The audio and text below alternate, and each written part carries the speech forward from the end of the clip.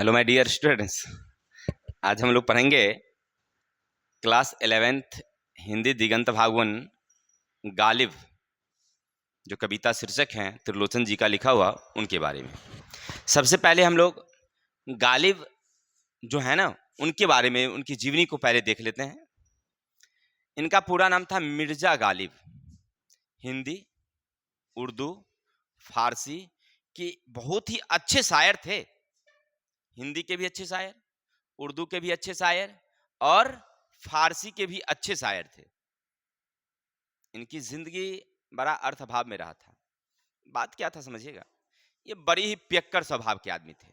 देखिए, गालिब जो थे वो बड़ी पियक्कड़ स्वभाव का, पीने में कोई कंप्रोमाइज नहीं, चाहे दिन कोई भी हो, जगह चाहे कोई भी हो, बस हमको पीना है, पीना है। पीने के लिए कुछ भी हद पार कर जाते थे, ऐसे पियक्कड़ थे। एक बार की बात है, इनके बारे में जीवनी है कि किसी ने कह दिया इनको कि जब ये दिल्ली में रहते थे ना, वही जामा मस्जिद के पास वाली गली में, तो किसी ने इनको कह दिया कि भाई मेरठ में बहुत अच्छी शराब बिकती है, बड़ी सुंदर शराब। बस चल दिए, मेरठ चल दिए, दिल्ली से मेरठ, और वहां गए 2 गधों पर शराब लोड करके, अब पैदल चले आए दिल्ली। देखिए, हाँ, शराब को लाने से मतलब नहीं था, मतलब था उनको उस काम के प्रति निष्ठा। जब वो सोच लिए कि हमको शराब पीना है, तो चलिए काम के प्रति निष्ठा है, कर दिए। ऐसे स्वभाव के लोग, इनके जीवन में अर्थभाव रहा। अर्थभाव का मतलब क्या? पैसों की कमी रही है, किसी से लेते तो देते कहां से, क्योंकि इनके पास रहता ही नहीं था। रहे बचे कैसे इनके पास, क्योंकि पियक्कर आदमी को कहीं बचता है, जो भी आता पी खा करके बराबर कर देते। अब एक व्यक्ति नहीं दिया तो फिर दूसरे से ले लिए, दूसरे से जब हो जाता तो तीसरे से ले लेते। अगर जब उस जगह पर देना लोग बंद कर देता, तब ये नए नए बंदे की तलाश करने लगते, भाई किससे उधार लिया जाए। ऐसे स्वभाव के थे हमारे गालिब। उनका नाम था मिर्जा गालिब। बहुत ही अच्छे लोग थे, लेकिन एक बात थी इनकी, बड़ा ही कर्तव्यनिष्ठ थे, देश प्रेम वाले लोग थे, देश में एकता लाना चाहते थे, और उर्दू के शायर के माध्यम से लोगों में जागृति, यानी शायद जितने भी अच्छे शायर होंगे वो मिर्जा गालिब को तो अच्छे ही जानते होंगे, क्योंकि ये कम से कम शब्दों में ज्यादा से ज्यादा अर्थ प्रकट करते थे अपने शायर के माध्यम से। ऐसे स्वभाव के लोग थे हमारे मिर्जा गालिब। तो आपने मिर्जा गालिब की जिंदगी पढ़ी, ये मतलब कभी अपने अर्थ अभाव को ना, माने पैसा की जो इनकी कमी थी, कभी उन्होंने सोचा ही नहीं कि मेरे पास पैसा क्यों नहीं है, क्यों कम हो गई है। ये कभी इस बात पर नहीं सोचते। इन इस कारण से इनके जो सगे संबंधी थे, इनके जो अपने थे, सब इनको दूर दूर की दृष्टि से देखने लगा था, लेकिन फिर भी उनको कोई मतलब नहीं था। यानी कहने का अर्थ है कि स्वभाव के कैसे थे, बड़ी धनी आदमी थे। आप हमें मान सम्मान दें ना दें, उससे उनको कोई मतलब नहीं, बस अपना काम गाना बजाना और पीना, बस यही काम थे मिर्जा गालिब। चलते हैं, ज्यादा समय नहीं लेंगे, हम लोग पाठ्य पुस्तक की तरफ चलेंगे। मिर्जा गालिब की थोड़ी सी पहले जीवनी देख लेते हैं। लेखक साहब जो त्रिलोचन जी हैं, उनकी जीवनी पहले, फिर मिर्जा गालिब की जीवनी देखेंगे हम लोग। चलते हैं, त्रिलोचन जी ने क्या कहा सुनिएगा। इनका नाम क्या है? त्रिलोचन। कविता का क्या नाम है? गालिब। उनके राइटर कौन है? त्रिलोचन जी। समझेंगे क्या नाम उनका? त्रिलोचन जी हैं। इनका जन्म कब हुआ, सॉरी कहां हुआ है? तो चिरानी पट्टी, सुल्तानपुर, उत्तर प्रदेश में जन है, यानी जन शताब्दी है, याद रखेंगे इनका जन शताब्दी 1917 में। इनका जन्म कब हुआ है? 1917 में। मूल नाम इनका वासुदेव सिंह, लिखते हैं त्रिलोचन के नाम से, लेकिन इनका वास्तविक नाम क्या है? क्या नाम है? वासुदेव सिंह। क्लियर है? तो जन्म कहाँ हुआ?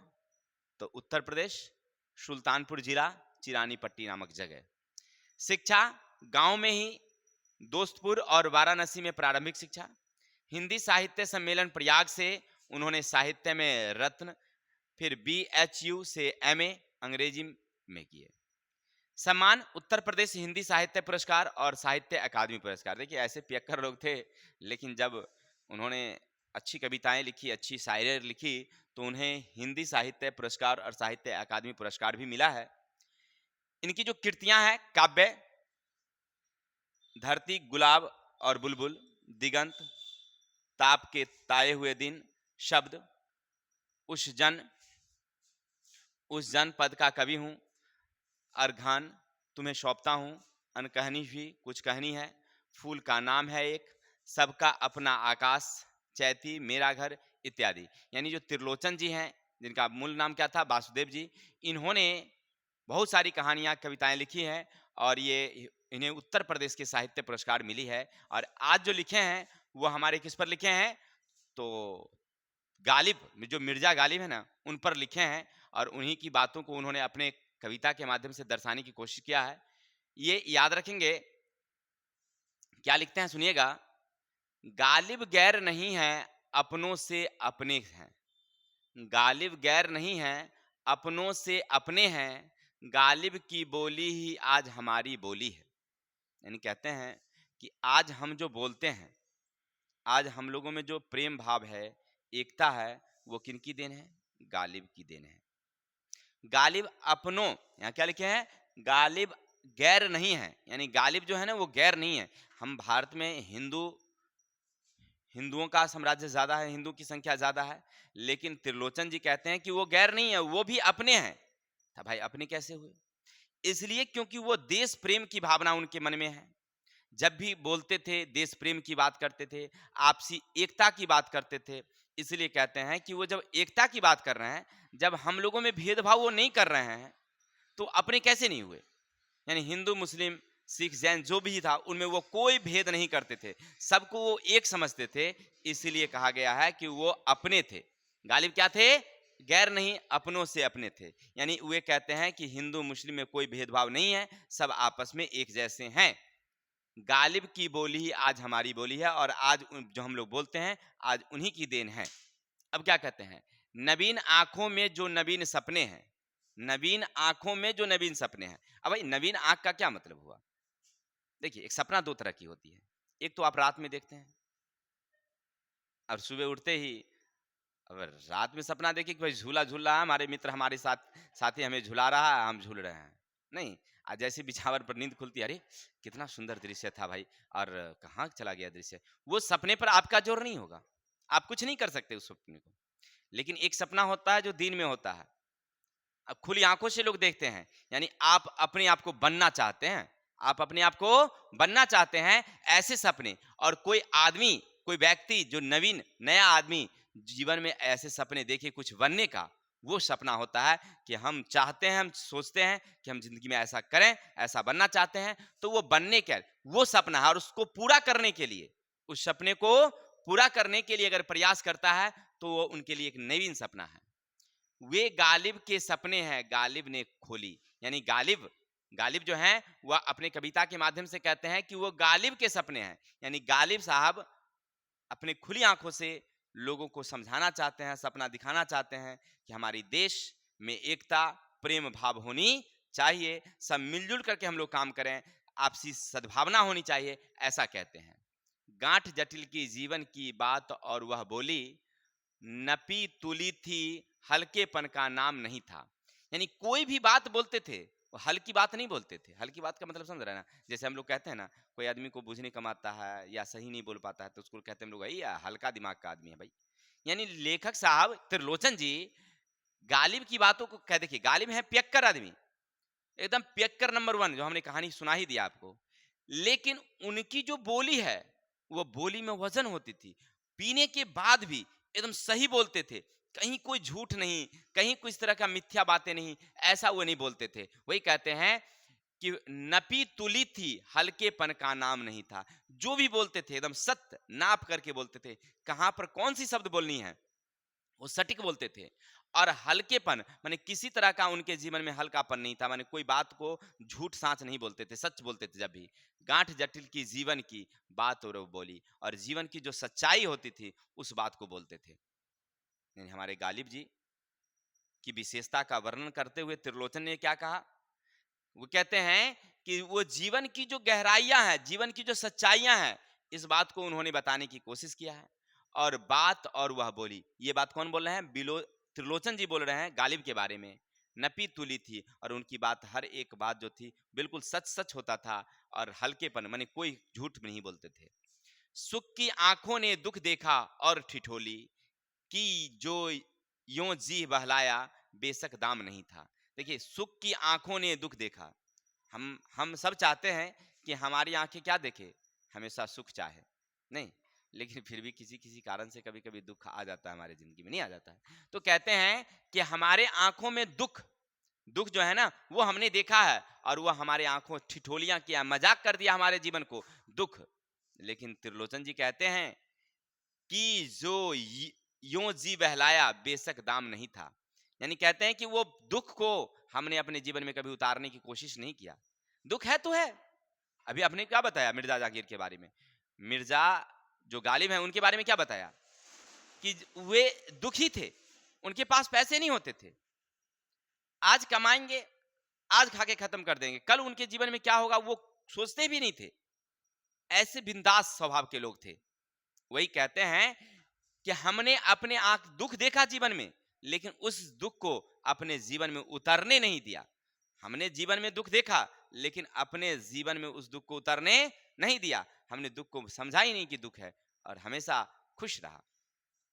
उनकी अंटी में दुनिया से काम नहीं था, लेकिन उसको सांस सांस पर तोल रहे थे। कहते देखिए, उनकी अंटी में दुनिया से काम नहीं था, यानी कोई दुनिया के लोग उनको नहीं पसंद कर रहे थे, नहीं चाह रहे थे।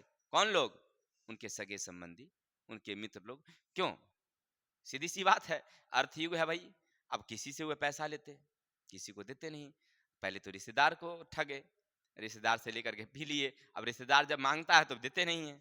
फिर मित्र लोगों से पिए, फिर पड़ोस से लिए, फिर आस पड़ोस के लिए, ऐसे करके धीरे धीरे सारे लोगों से वो पैंचा उधार लेकर के और पीते चले गए, और किसी को वापस नहीं करते थे। इसलिए उनके जो अपने लोग थे, उनके जो अपने लोग थे, वो उनको देखना नहीं चाहते थे। उनकी अंटी में दुनिया से काम नहीं था। वो कहते हैं दुनिया देखे नहीं देखे हमको क्या भाई, हम तो मस्त आदमी है, मस्त मौला आदमी है, आराम से रहेंगे, खाएंगे पिएंगे, कोई दिक्कत नहीं है। लेकिन उसको सांस सांस पर तोल रहे थे। लेकिन हर लोगों को वो तौल रहे थे कि भाई ये हमारे लोग क्या बोलते हैं। देखिए, उनको किसी मतलब नहीं था, लेकिन वो कभी कभी ये सोचते थे कि हमारे अपने लोग क्या बोलते हैं, हमारे मित्र हमारे बारे में क्या बोलता है, हमारे सगे संबंधी हमारे बारे में क्या बोलता है। इन सब बातों को वो सोचते रहते थे। अपना कहने को क्या था, धन धान्य नहीं था। मैंने कहते हैं कि हमारा क्या है, हमारा तो कुछ भी नहीं था। ना तो उनके पास कोई धन था, ना कोई धान्य था, कोई मतलब नहीं था। ना तो उनको अपने बारे में सोचना था, ना धन के बारे में सोचना था, और कोई उनके थे नहीं। वही कहते हैं अपना क्या था, कोई नहीं था, धन धान्य नहीं था। सत्य बोलता था जब जब मुंह खोल रहे थे, और जब भी बोलते थे सच बोलते थे, जब भी बोलते थे सच बोलते थे। जब भी मुंह खोलते, यानी कि अर्थाभाव था, इनके पास पैसों की कमी थी, लेकिन फिर भी अर्थाभाव था, फिर भी, लेकिन जब भी बोलते थे सच बोलते थे, कभी झूठ नहीं बोलते थे। ऐसे विचार के लोग थे। गालिब होकर रहे जीत कर दुनिया की छोड़ी, कवि ने कवि थे अक्षर में अक्षर की महिमा जोड़ी। कहते हैं गालिब होकर, गालिब का मतलब समझिए एक तरह से गरीब होकर के, गरीब होकर के भी उन्होंने दुनिया को, मतलब दुनिया में रहे और दुनिया से कोई मतलब नहीं रखे। गरीब होकर के दुनिया में रहे और गरीब होकर के दुनिया से कोई मतलब नहीं रखे। कवि थे अक्षर में अक्षर की महिमा जोड़ी, और एक एक पल, एक एक चीजों को उन्होंने जीवन में जोड़ने का काम आ रहे हैं। जीवन में जोड़ने का काम क्या है? वे कहते हैं गालिब होकर रहे जीत कर, यानी गालिब होकर के भी वो अपने जिंदगी में रहे, दुनिया में रहे, और कवि थे अक्षर में अक्षर की महिमा जोड़ी। एक एक शब्दों को उन्होंने जोड़ने का काम किया है। जोड़ने का मतलब देश के लोगों को जोड़ने का काम किया है। वे कहते हैं कि चाहे कोई भी भाषा के लोग हो, हिंदी हो, उर्दू हो, फारसी हो, चाहे आप किसी जाति के लोग हैं, हम सब आपस में मिलकर रहेंगे, एकता होनी चाहिए, तब हमारा देश उन्नति के मार्ग पर बहे। यहाँ अक्षर से अक्षर जोड़ने का मतलब ये दो अक्षर को जोड़ दीजिएगा सो नहीं। यहाँ अक्षर से अक्षर जोड़ने का मतलब है कि दो जाति के लोग, दो भाषा के लोगों को उन्होंने जोड़ने का प्रयास किया है। अर्थात इस कविता से पता चलता है कि गालिब थे तो उर्दू भाषी, उर्दू के शायर थे, लेकिन हिंदुओं से बड़ी प्रेम, फारसी से बड़ी प्रेम, और देश से इनका काफी प्रेम था। आशा करते हैं आपको हमारी कविता समझ में आई होगी। अगर आपको अच्छी लगी हो, समझ रहे हैं ना, बाकी तो आप समझ ही रहे हैं। तब तक के मिलते हैं हम अगले नेक्स्ट वीडियो में। जय हिंद, जय भारत।